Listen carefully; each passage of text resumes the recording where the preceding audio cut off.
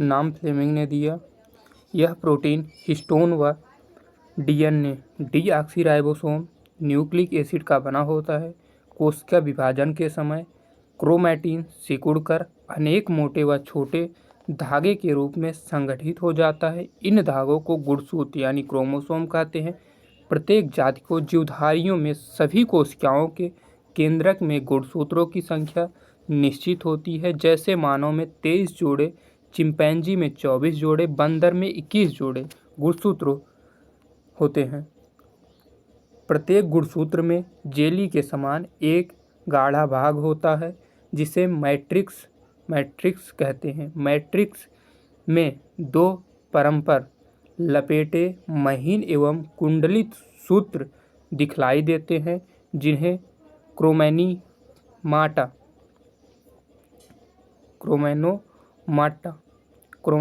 कहते हैं। प्रत्येक क्रोमोनीमाटा एक अर्ध गुणसूत्र क्रोमैटिड कहते हैं। इस प्रकार प्रत्येक गुणसूत्र को 2 क्रोमैटिन का बना होता है। 2 क्रोमैटिन एक निश्चित स्थान पर एक दूसरे से जुड़े होते हैं जिसे सेंट्रोमियर कहते हैं। गुणसूत्रों पर बहुत से जीन स्थित होते हैं जो एक पीढ़ी से दूसरी पीढ़ी तक लक्षणों को हस्तांतरित करते हैं और हमारे आनुवंशिक गुणों के लिए उत्तरदायी होते हैं। चूँकि ये जीन गुणसूत्र पर स्थित होते हैं एवं गुणसूत्रों के माध्यम से ही पीढ़ी दर पीढ़ी हस्तांतरित करते हैं, इसलिए गुणसूत्रों को वंशागति का वाहक कहा जाता है। क्रोमैटिन के अलावा केंद्रक में एक संघनन घोल रचनाएं दिखलाई पड़ती हैं। इसे केंद्रक न्यूक्लियस कहते हैं। इसमें राइबोसोम के लिए आरएनए राइबोन्यूक्लिक एसिड का संश्लेषण होता है। नोट देखते हैं। नोट, गुणसूत्रों की वंशागत का सिद्धांत सूटन एवं बोवेरी ने दिया था। डीएनए एवं आरएनए की संरचना। डीएनए का अधिकांश मात्रा केंद्रक में होता है, यद्यपि इनकी कुछ मात्रा माइटोकॉन्ड्रिया तथा हरित लवक में भी मिलती है। डीएनए पॉलीन्यूक्लियोटाइड होते हैं। पॉलीन्यूक्लियोटाइड चैन यानी डीएनए न्यूक्लियोसाइड, पॉलीफॉस्फेट, शुगर क्षार यानी बेस।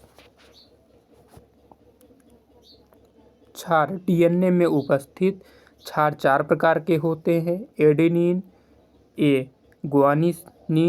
गुआनिन जिसे जी से प्रदर्शित करते हैं, थाइमिन जिसे टी से प्रदर्शित करते हैं तथा साइटोसिन जिसे सी से प्रदर्शित करते हैं। डीएनए में अणु संख्या के आधार पर एडेनिन संवैध थाइमिन से साइटोसिन सदैव गुआनिन से जुड़ा रहता है। एडेनिन व थाइमिन के बीच 2 हाइड्रोजन आबंध तथा साइटोसिन व गुआनिन के बीच 3 हाइड्रोजन आबंध होते हैं। ATGC 1953 ईस्वी में JD वाटसन एवं क्रिक ने डीएनए की द्विकुंडलिक संरचना मॉडल डबल हेलिक्स मॉडल प्रतिपादित किया। इस काम के लिए उन्हें 1962 ईस्वी में नोबेल पुरस्कार मिला। डीएनए का कार्य, यह सभी आनुवंशिक क्रियाओं की संचालन करता है। जीन इसकी इकाई है। यह प्रोटीन संश्लेषण को नियंत्रित करता है। प्रयोगशाला में सर्वप्रथम डीएनए संश्लेषण हरगोविंद खुराना ने दिया। डीएनए का निर्माण, डीएनए से ही आरएनए का संश्लेषण होता है। इस क्रिया में डीएनए की एक श्रृंखला पर आरएनए और न्यूक्लियोटाइड आकर जुड़ जाती हैं। इस प्रकार एक अस्थायी डीएनए आरएनए संकर का निर्माण होता है। इसमें नाइट्रोजन बेस थाइमिन के स्थान पर यूरेसिल होता है। कुछ समय बाद आरएनए की समजात श्रृंखला अलग हो जाती है।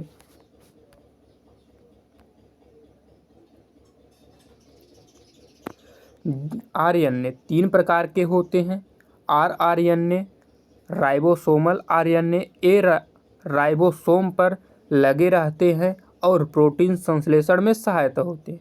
टीआरएनए, ट्रांसफर आरएनए, यह प्रोटीन संश्लेषण में विभिन्न प्रकार के अमीनो अम्ल को राइबोसोम पर लगे रहते हैं जहां पर प्रोटीन बनता है। नोट: प्रोटीन बनने की अंतिम क्रिया को ट्रांसलेशन कहते हैं। तीसरा, एमआरएनए, मैसेंजर आरएनए, यह केंद्रक के बाहर विभिन्न आदेश लेकर अमीनो अम्ल को चुनने में मदद करता है। आरएनए और डीएनए में मुख्य अंतर। डीएनए देखते हैं, इसमें डीऑक्सीराइबोसोम शर्करा होती है और वहीं आरएनए में इसमें राइबोसोम शर्करा होती है। डीएनए में दूसरा देखते हैं, इसमें बेस एडेनिन, ग्वानिन, थाइमिन एवं साइटोसिन होता है। वहीं पर आरएनए में इसमें बेस थाइमिन की जगह पर यूरेसिल पाया जाता है। डीएनए यह मुख्यतः केंद्रक में पाया जाता है। आरएनए यह केंद्रक एवं कोशिका द्रव्य दोनों में पाया जाता है।